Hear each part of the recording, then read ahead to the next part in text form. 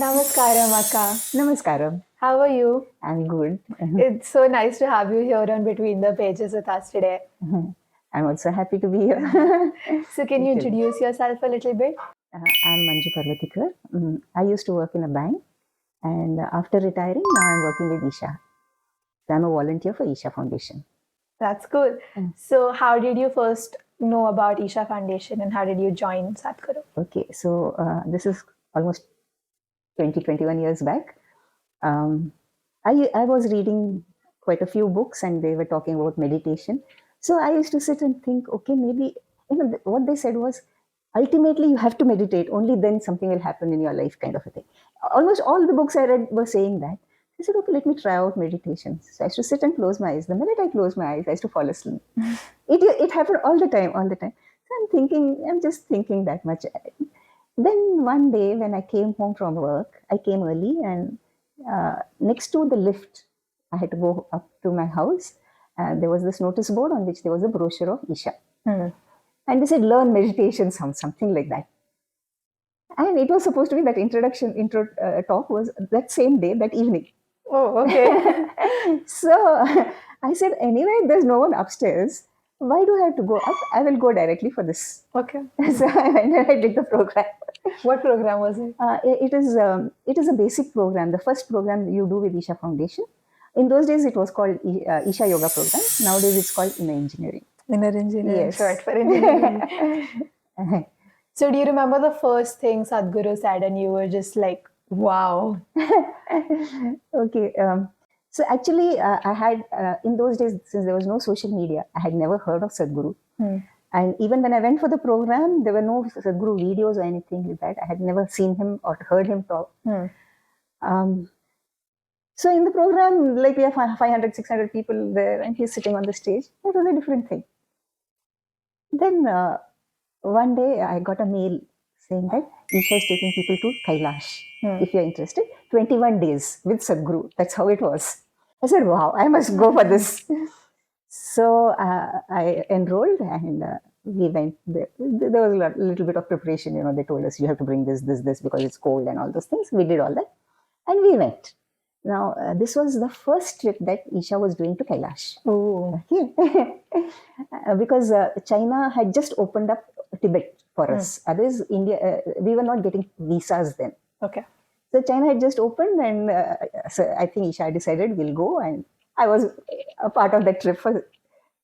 And so Tibet was very different from what it is now. The terrain was very different.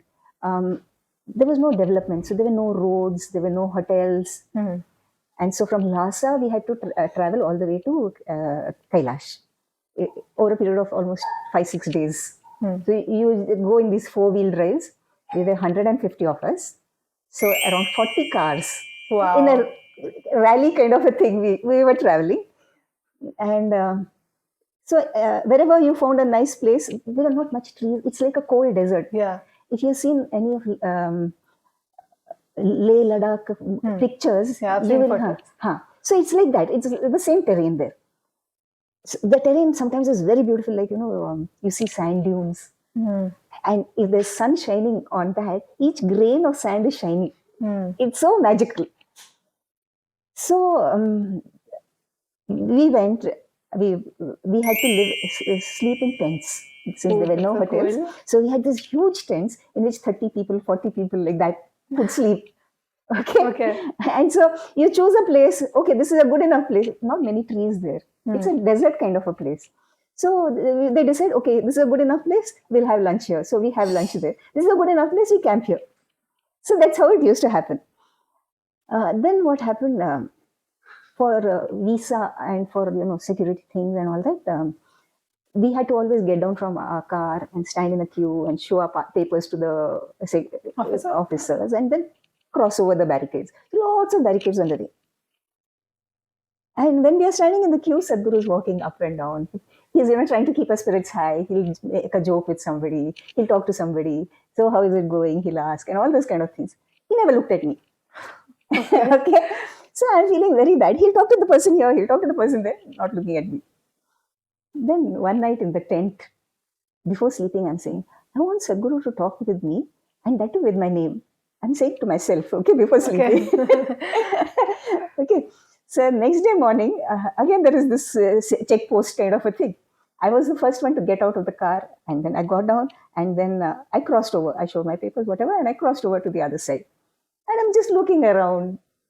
You know, the Himalayas in Tibet they look very small. They look just like bumps. They're not very tall like Indian Himalayas. Indian Himalayas are like awesome. If you stand down and look, you feel you're a small ant. You know, they're huge and Yeah. they're something else.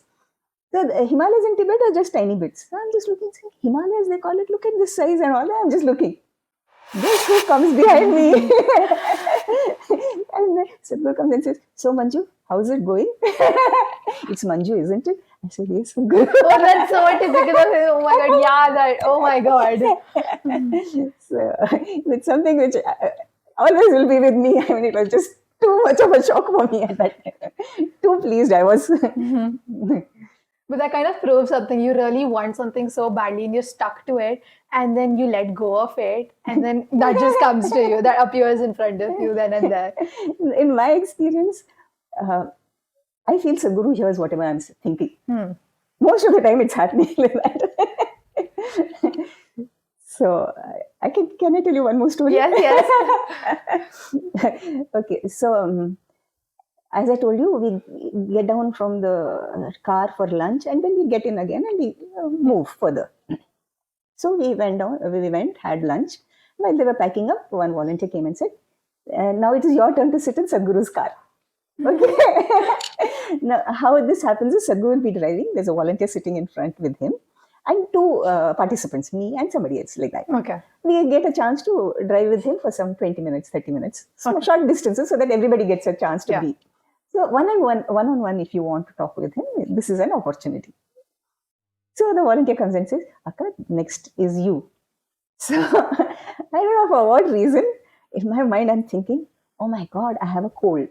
I just went and sat in the car. My friend also, she was my roommate. So both of us sat in the car and we were waiting.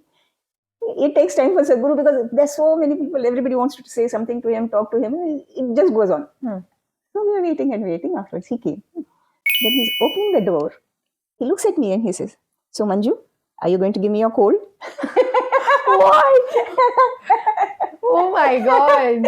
So I said, I'm looking at him. What are you looking like that? Say, no, Sadhguru, I won't.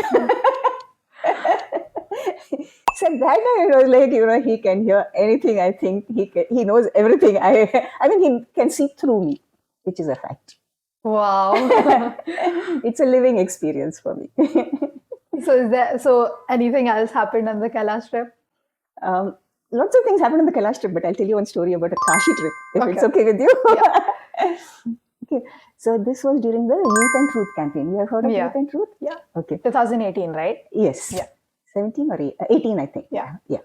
So we had gone to Kashi with Sadhguru, with Isha Sacred Walks. Isha Sacred Walks is the team which organizes all these yatras. Okay. Kailash, Badri Kedar, Kashi, Southern, they organize. So we had gone, we were around some 25 of us, or 23, 25 of us.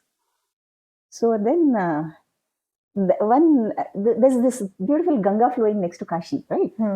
Kashi is on the banks of Ganga. So Sadhguru decided one dinner will be on a boat. Ooh. Okay. So this is this long boat, and on the deck, it's an open boat, so it's like an open deck. And at the corner, there is this sounds of Isha playing music. Okay. And then Sadhguru is sitting there, and we are all participants sitting here. At this corner is where the food is being served. And we sat for some time listening to the music and things like that. Then one volunteer said, if you want to talk to him, this is an opportunity. One by one, you can go and talk. If you have anything specific to say to him or ask him or whatever. So generally, people have lots of things. Everybody has some issue, something they want to say or ask or whatever. They want advice, something. One by one, they are going. So I'm sitting there and watching all this. And that time, Youth and Truth program was happening. Next day, the event was in Banaras Hindu University. Okay. And this was the first program which was happening on social media. Oh. So lots of comments coming, this, that happening. So there's one volunteer who's showing him comments, good comments, bad comments, all those comments he's showing. Music is happening. He's talking. Somebody serving him food. All sorts of things are happening. Okay. I looked for some time and I said, okay, let them do what they want. I went towards the food. And Kashi, it being Kashi, these charts and all, the lovely Yeah. ones, this was all bite size they were serving. I'm happily tasting one by one. I'm eating, and in my own world, I'm enjoying myself, okay, thoroughly. Then after some time, my roommate came. And she said, I spoke to Sadhguru. I said, okay. She said, don't you want to talk to him? So, as I told you, according to me, he knows everything about me, right? Yeah. So, what do I say to him? And what do I ask him? According to me, he can literally look through me. So I never thought of going and talking to him. What do I say? I feel like a fool generally when I'm with him, so I generally have nothing to say. So she said, don't you want to talk to him? I said, no, I didn't think about it. And then she said, why everybody is going? This is an opportunity and things like that. God knows what got into my head. I said, unless he calls me. Okay. I told her, unless he calls me, there's no need for me to go. He knows everything about me. Then more and more people finished, and so they were also coming this side. People were eating food and all that. And then I saw that they had all finished talking to him. And he was sitting there alone eating food. I thought in my mind, okay, I may not have anything to say to him.